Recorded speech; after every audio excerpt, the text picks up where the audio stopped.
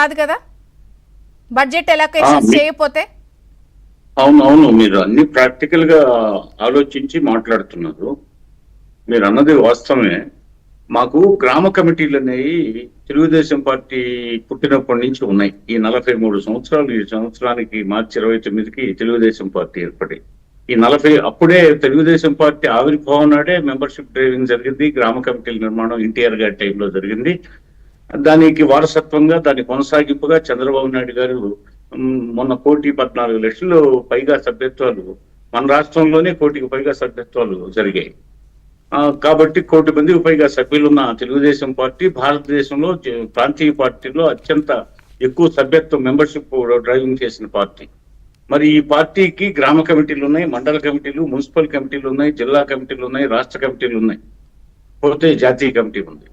కాబట్టి మాకు గ్రామ కమిటీ సభ్యులు ఎప్పటికప్పుడు ప్రజల ఆకాంక్షలను తెలియజేస్తుంటారు.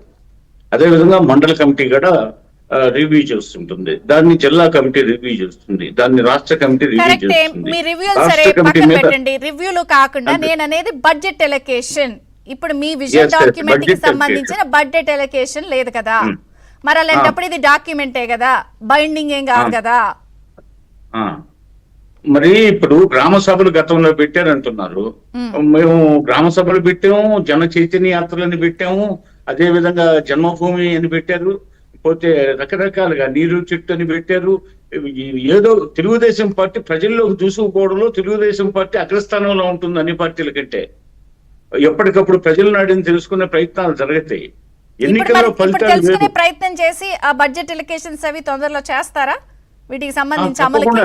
ఇప్పుడు అవును, ఇప్పుడు ఇంటర్నల్ గా అదే కసరత్తులో ఉన్నారు, గ్రామ స్థాయిలో ఉన్నారు, మండల స్థాయిలో, జిల్లా స్థాయిలో అంతా ఉన్నారు. నివేదికలు పంపించమన్నారు రాష్ట్ర పార్టీ కార్యాలయానికి. ఎమ్మెల్యేలు అదే పనిలో, ఎంపీలు అదే పనిలో, మంత్రులు అదే పనిలో ఉన్నారు, ఇన్ఛార్జి మంత్రులు అదే పనిలో ఉన్నారు, పోతే పార్టీలో సీనియర్ కార్యకర్తలు అదే పనిలో ఉన్నారు. పోతే ఇప్పుడు గ్రామ కమిటీలు, మండల కమిటీలు, జిల్లా కమిటీలు కొత్తగా ఏర్పడబోతున్నాయి.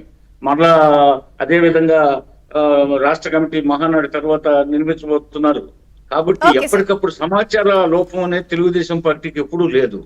ఎప్పుడు ప్రజలతో యాక్సెస్ కావడంలో అన్ని పార్టీల కంటే మేము ముందంజలో ఉంటాం. ప్రజలే మాకు దేవుళ్ళు, సమాజమే దేవాలయం అని చెప్పేసి పార్టీ మూల పురుషుడు ఎన్టీ రామారావు గారు చెప్పిన నినాదాన్ని అనుక్షణం మేము నిరంతరం అప్రమత్తతో ఆయన ఇచ్చిన సందేశాన్ని ఎప్పటికప్పుడు మన్నం చేసుకుంటూనే ముందుకు సాగుతాం. అందులో నిస్సందేహంగా మేము అందులో మీకు ఏం డోకా లేదు. అదే విధంగా వర్తమానంలోనే జీవిస్తారు తెలుగుదేశం పార్టీ. నీతి ఆయోగ్ గడ మన రాష్ట్రం 17వ స్థానంలో ఉందని చెప్పింది ఆర్థిక వనరులో. ఈ తన్నిటిని దృష్టిలో పెట్టుకొని చంద్రబాబు నాయుడు గారు ఇటు షార్ట్ టర్మ్ ప్రణాళికలతో పాటు దీర్ఘకాలిక ప్రణాళికలు రూపొందిస్తున్నాడు. అందులో నిస్సందేహంగా మేము ఎప్పటికప్పుడు అంటే మీరు ఎప్పుడో దీర్ఘకాలిక అవసరాలు, దీర్ఘకాలిక